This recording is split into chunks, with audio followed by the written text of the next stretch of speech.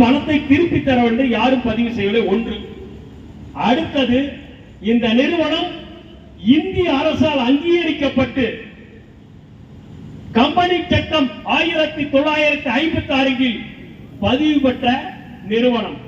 எனவே இந்த நிறுவனத்திற்கு தடை விதிப்பதற்கான முகாந்திரம் ஏதுமில்லை. இந்த வழக்கு தள்ளுபடி செய்யப்படும் என்று ஒரு மகத்தான வரலாற்று சிறப்புமிக்க தீர்ப்பை வழங்கினார். அதோடு அடங்கினானா செபி? நீ எல்லாம் உச்சநீதிமன்றம் போறா, உச்ச நீதிமன்றத்துக்கு மேல்முறையீடு எடுத்துக்கிட்டு போனான். 2014 இந்த நிறுவனம் முதலீட்டாளரிடம் முதலீடு பெறுவதற்கு தடை விதிக்கப்பட்டது. ஒரு வருத்தமான செய்தி. நாம் அதாவது பிஎஸ்எல் நிறுவனத்தினுடைய தலைவர் நிர்மல் சிங் பாங் அவர்கள் இதை எதிர்த்து மேல்முறையீடு செய்தார் உச்ச நீதிமன்றத்தில். இறுதியாக கடந்த 2/2/2016 அன்று அதிர்ச்சிகரமான, நம்மளை எல்லாம் பேரதிர்ச்சி விட்ட ஒரு தீர்ப்பு. இந்த நிறுவனம் செயல்படுவதற்கு தடை விதிக்கப்படுகிறது என்ற ஒரு தீர்ப்பு.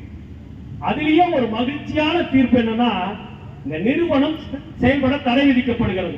ஆனால் இந்த நிறுவனத்தில் முதலீடு செய்தவரெல்லாம் ஏழை எளிய பாட்டாளி தொழிலாளர்கள், அரசாங்கத்தில் குறைந்த சம்பளம் பெறுபவர்கள். இவர்களுக்கு இந்த நிறுவனத்தினுடைய நாடு முழுவதும் 3,85,000 ஏக்கர் நிலங்களை எல்லாம் கைப்பற்றி விற்பனை செய்ய வேண்டும். 640 துணை நிறுவனங்களில் முதலீடு செய்ய பணத்தை எல்லாம் பெற்று 6 மாத காலத்தில் அவர்களுக்கு முறையாக முதலீட்டு பணத்துடன் வட்டியும் சேர்த்து வழங்கப்படும் என்று மிக சிறப்பான மகத்தான ஒரு தீர்ப்பு வழங்கினார்கள். நாமெல்லாம் தடை விதித்தான்றோம், பேரதிர்ச்சி விட்டோம். இந்த தீர்ப்பை கேட்டு ஒரு மகிழ்ச்சியான செய்தி என்று நினைத்தோம். அதற்காக நமக்கு உதவுவதற்காகத்தான் ஓய்வு பெற்ற நீதியரசர் மாண்புமிகு லோனா அவர்கள் தலைமையில் ஒரு கமிட்டி அமைக்கப்பட்டது.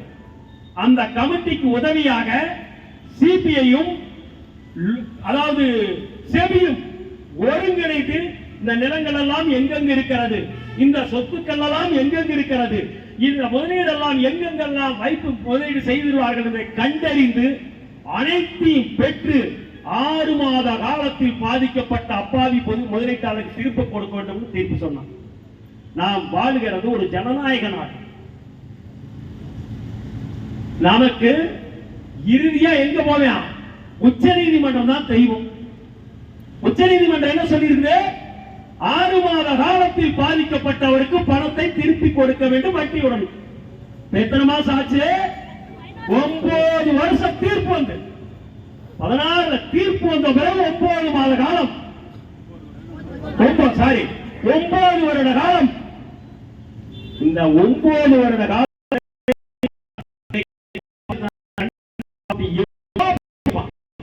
நாம இல்லையே, நாம தேர்ந்தெடுக்கப்பட்ட